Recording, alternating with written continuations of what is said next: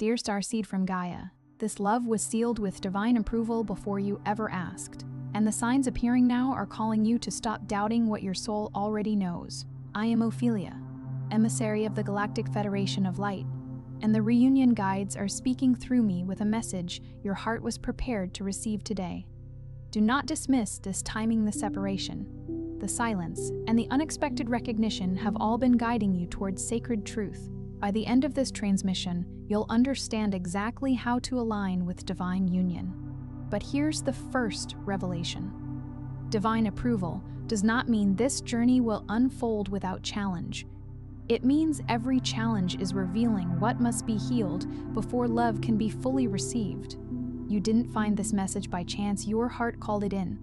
Like this transmission to affirm to the universe, my heart is ready for divine love. Comment 1111T if your heart is awakening to divine truth.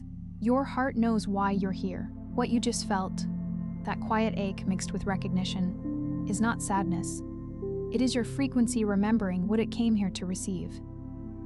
If this transmission stirred something you cannot name, the Divine Love frequency code was written for this exact moment in your journey. It contains 5 sacred Arcturian transmissions designed to dissolve the wounds blocking your divine counterpart and activate the signal that draws them closer.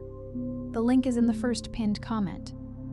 But it will only remain there for a short time. And now, allow yourself to remain here a little longer. Because the truth your heart has been waiting to remember is deeper than the idea that love is simply something that happens to you. Love, at the level your soul is awakening to, is something you learn to receive without fear. It is something you become spacious enough to hold, something you recognize not because it is perfect, but because it is honest, grounded, and alive. There may have been moments when you question why this connection felt so intense, why certain people awakened parts of you no one else could reach, or why the path toward love seemed to move through silence, distance, endings, and unexpected inner transformation. You may have wondered whether the waiting meant you were forgotten. You may have interpreted unanswered questions as rejection, or the lack of visible movement as proof that your desire was unrealistic. But the heart does not always measure progress by what the eyes can see. There are seasons when the greatest movement is taking place beneath the surface. A seed does not look like a tree while it is opening in the darkness. A river may appear still while carrying entire worlds beneath its surface. A heart does not look healed while it is releasing the identity it built around disappointment. And a soul does not always recognize preparation when preparation feels like solitude. Many people struggle with divine love because they are trying to welcome something new while still living inside an old emotional agreement. They say they want sacred partnership, but a hidden part of them remains convinced that love must be earned through exhaustion. They long for devotion, yet abandon themselves whenever someone becomes distant. They desire emotional safety, but are so familiar with uncertainty that calmness feels empty and consistency feels suspicious. This is not a failure. It is conditioning. Somewhere along the way, you may have learned to confuse intensity with intimacy. You may have been taught, directly or indirectly, that love is proven through pursuit, pain, sacrifice, or waiting for someone to finally choose you. Perhaps you became the understanding one, the patient one, the endlessly forgiving one. Perhaps you made yourself smaller so another person would not feel threatened by your depth. Perhaps you stopped expressing your needs because you feared that the moment you became fully honest, the connection would disappear. These patterns create an invisible distance between the love you desire and the love you are able to receive. They are like old locks placed on a door that was never truly meant to remain closed. The heart can call in tenderness and still close the door when tenderness arrives. It can ask for truth and retreat when truth requires accountability. It can pray for a partner who sees everything and then hide the very parts of itself that most need to be seen. This is why the journey is not merely about attracting another person. It is about becoming internally safe enough to remain present when real love asks you to be vulnerable. The Arcturian heart teachings speak of the emotional body as a living field of memory. Every time you were dismissed, betrayed, abandoned, manipulated, or made to feel that your needs were too much, that field recorded more than the event itself. It recorded a conclusion. Perhaps the conclusion was, I must not need too much. Perhaps it was, people leave when I relax. Perhaps it was, if I am not useful, beautiful, patient, or endlessly giving, I will not be chosen. Those conclusions can continue broadcasting long after the original relationship has ended. They become invisible instructions beneath your choices, quietly directing you toward what feels familiar instead of what is nourishing.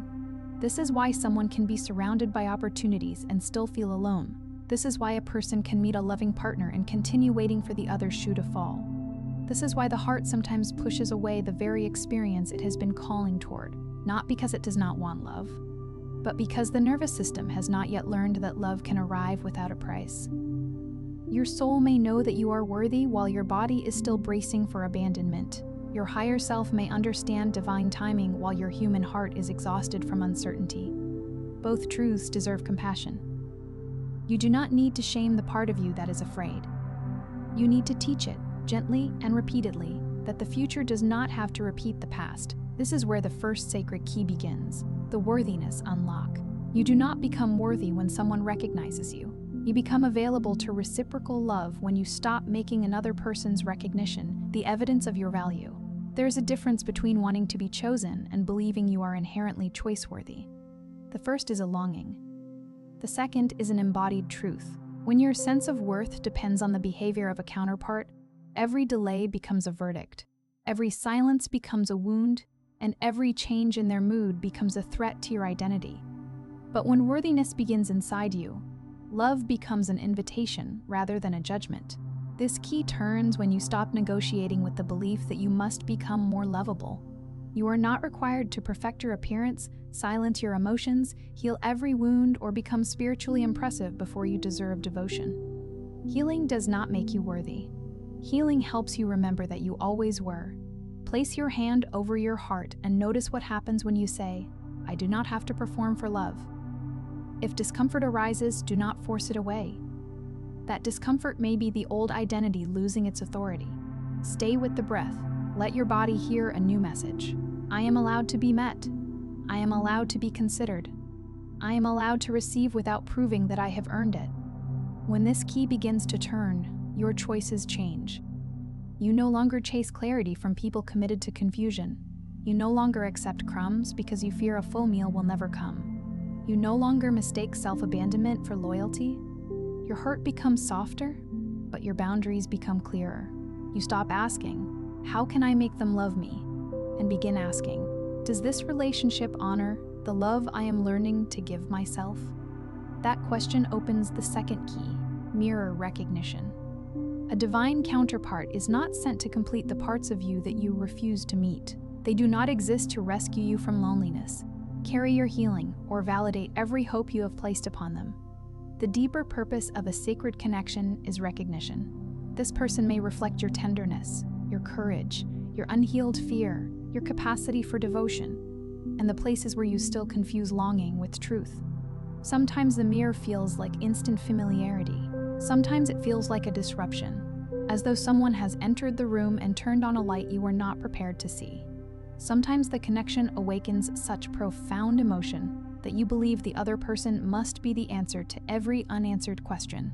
But recognition is not the same as readiness. A powerful bond can reveal a path without guaranteeing that every step has been completed. The mirror asks you to distinguish between what the connection awakens and what the person is actually demonstrating. Honor the spiritual significance of an encounter, but do not use that significance to excuse inconsistency, avoidance, disrespect, or emotional unavailability. A soul-level feeling does not require you to abandon discernment. True discernment is one of the ways sacred love protects itself. When you stop seeking completion through the mirror, the connection becomes clearer. The qualities you admire in another may also be qualities waiting to emerge in you. Their courage may be calling you toward your own courage. Their depth may be reminding you of your own depth. Their presence may awaken the memory of being fully alive, but that aliveness belongs to you. This key unlocks the realization that you are not waiting for someone to give you your life back. You are reclaiming it now. The more fully you inhabit your own life, the less likely you are to mistake emotional dependency for divine union. The third key is karmic release.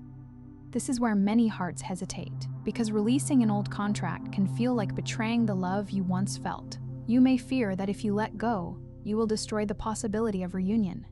You may believe that replaying memories keeps the connection alive. You may revisit conversations, search for signs, monitor movements, or remain emotionally available to someone who has not offered a clear place for you in their life.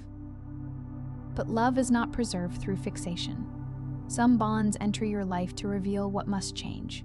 They teach you where you have been overgiving, where you confused potential with partnership, and where you allowed chemistry to override character. They may awaken your deepest wounds precisely because those wounds are ready to leave. This does not make the connection meaningless. It makes its meaning larger than possession.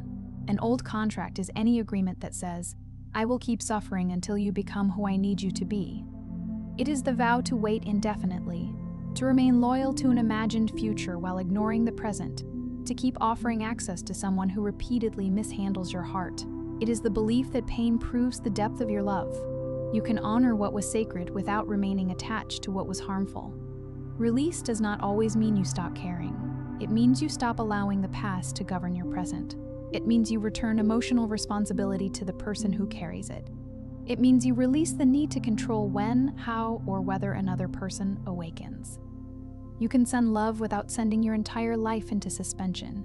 Try saying, "I release every agreement that requires me to abandon myself in order to remain connected."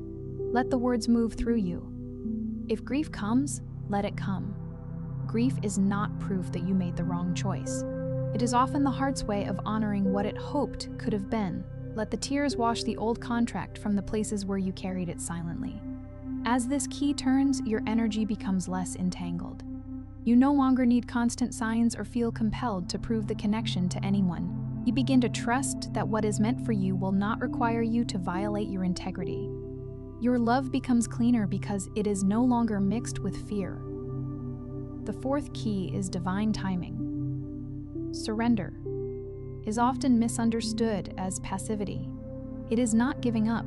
It is releasing the demand that life unfold according to the schedule created by your anxiety. It is loosening your grip on the future so you can feel what the present is teaching you. There may be a timeline you imagined. Perhaps you believed the message would arrive by a certain date, the reunion would occur after a particular cycle, or the relationship would become clear after one external event. When those moments passed, disappointment may have convinced you that the promise had been withdrawn. But timing is not punishment, and delay is not always denial. Sometimes the pause creates conditions that longing alone could never create. A person may need to develop emotional honesty. You may need to stop accepting half-love. Circumstances may need to rearrange so the relationship is not built on secrecy, fear, or unfinished attachments. The waiting may be asking both souls to become capable of sustaining what they once only desired. This does not mean you should put your life on hold for an uncertain person. Sacred timing never asks you to become unavailable to your own growth. It asks you to live fully while remaining open to what is aligned. Go where joy is calling you. Build the life your future love would be proud to enter. Let your days become evidence that you are not waiting to begin. The question is not, when will they come? The deeper question is, who am I becoming while I remain open to love? If the answer is more honest, peaceful, self-respecting, and alive, then the season is not empty. Something is already being prepared. The fifth key is magnetic embodiment. You do not attract love by repeating that you want it. You become magnetic by embodying the qualities of the love you claim to desire. If you want emotional safety, practice becoming emotionally truthful. If you want commitment, become committed to your own values. If you want tenderness, stop treating your sensitivity as an inconvenience. If you want a partner who communicates clearly, begin by listening to the messages your body has been sending you about what feels right and what feels wrong.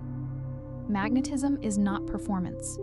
It is coherence. It is the moment your thoughts, choices, boundaries, and emotional patterns begin moving in the same direction.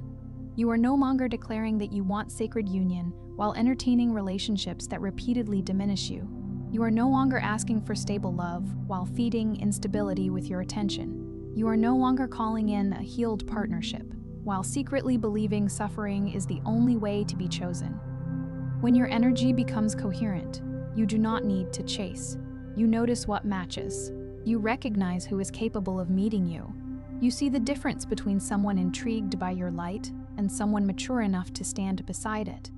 This is also where the divine feminine and divine masculine within you begin to cooperate.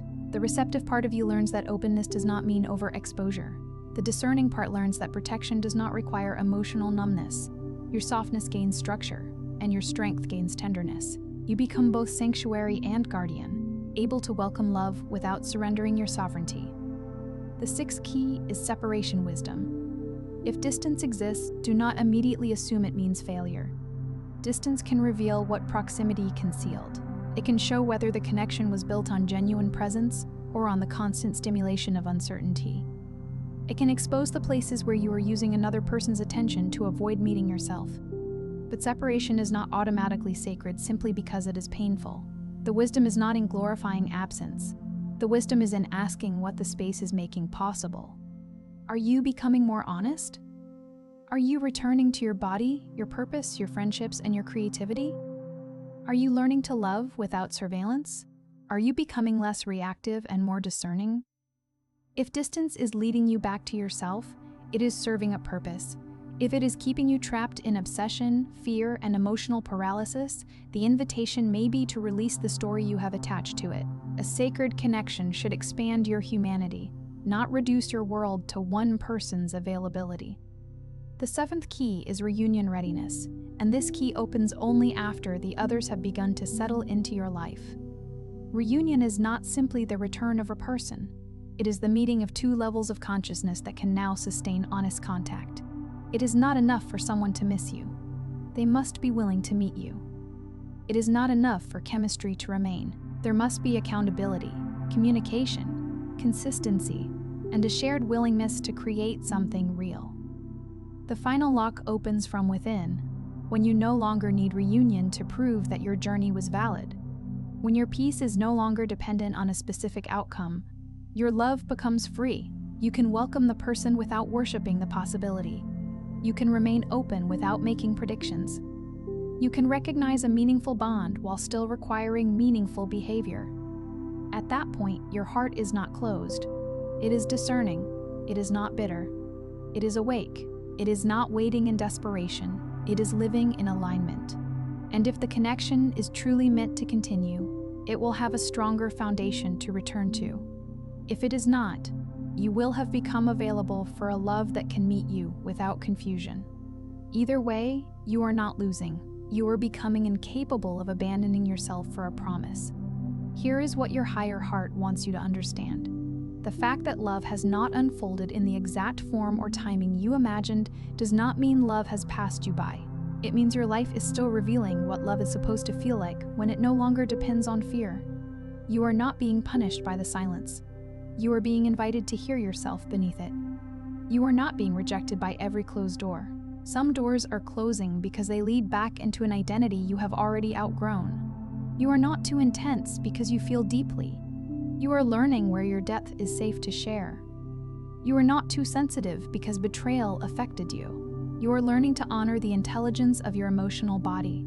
You are not behind because someone else appears to have found love first. Your path is not measured by comparison. What is being formed within you may require a level of honesty that cannot be rushed. There is a version of you who no longer begs for clarity because you have become clear. There is a version of you who no longer chases signs because your inner knowing has become steady. There is a version of you who can look at the past without needing it to change in order for you to be free. That version is not far away. It is being built through every boundary you keep, every truth you speak, every moment you choose. Rest over rumination. And every time you refuse to call unavailability destiny. The love aligned with you will not require you to become a mystery to yourself. It will not ask you to shrink your dreams, silence your intuition, or remain emotionally loyal to someone who offers no reciprocal presence. It will not make you prove your worth through endurance. It may challenge you to grow, but it will not demand that you disappear. When divine love arrives, it may not feel like the dramatic surge you once associated with connection. It may feel like being able to breathe. It may feel like a conversation that does not leave you analyzing every word, like being wanted without having to compete, like resting beside someone without preparing for departure. It may feel unfamiliar precisely because your system has been trained to equate uncertainty with passion. Do not reject peace simply because chaos was more familiar. Whenever the ache returns, place one hand over your heart and one over your lower abdomen. Breathe slowly. Say, I release the need to chase what is aligned with me. I welcome love that is honest, mutual, steady, and free. I trust what leaves me more whole. I trust my heart to recognize what my fear once could not. Do not say these words to force a particular person to return. Say them to return to yourself. Let the love you are calling in begin as a relationship with your own presence. Speak to yourself with the tenderness you have been hoping to receive. Keep the promises you make to yourself. Stop making excuses for what repeatedly hurts you. Allow your daily choices to become a signal stronger than your fantasies. The deepest divine approval is not a guarantee that another person will behave exactly as you wish. It is the quiet confirmation that your soul is permitted to choose love without betraying truth. You are permitted to let the wrong connection end. You are permitted to stop interpreting pain as proof. You are permitted to receive a relationship that meets you in the light, not only in the longing. What was sealed within you was not a command to wait forever. It was the memory that love can be sacred without being self-destructive. It was the knowing that your heart is not foolish for believing in depth. It was the invitation to become the kind of presence that can recognize and sustain what is real. So let this moment be enough for today. You do not need to solve the entire journey tonight. You do not need to know the next conversation, the next sign, or the next date. You only need to take the next honest step. Drink water. Rest your body. Tell the truth where you have been pretending. Choose the boundary that restores your dignity. Follow the desire that brings you back to life. The path is opening through you. And if someone is truly walking toward you, they will not be drawn only to the image of your healing. They will meet the truth of it. They will feel the difference between the person who once waited to be chosen and the person who now knows how to choose herself. They will encounter a heart that is open but not unguarded, loving but not lost, hopeful but no longer willing to abandon reality. You are not required to force the door. You are becoming the one who knows which doors are worth entering. Before you scroll, take a moment to be part of what's forming here. Drop one intention in the comments, something real from your hurt journey. Then respond to someone else's with encouragement or love. This isn't content, it's collective healing. Love multiplies when hearts connect. If something in this message resonated, don't keep it to yourself. Someone in your life is waiting for this exact activation. Share it. And if you felt a soul nudge, subscribe. Stay in the flow of divine love guidance. You're not just watching, you're healing. This is your sacred space, and we're just getting started.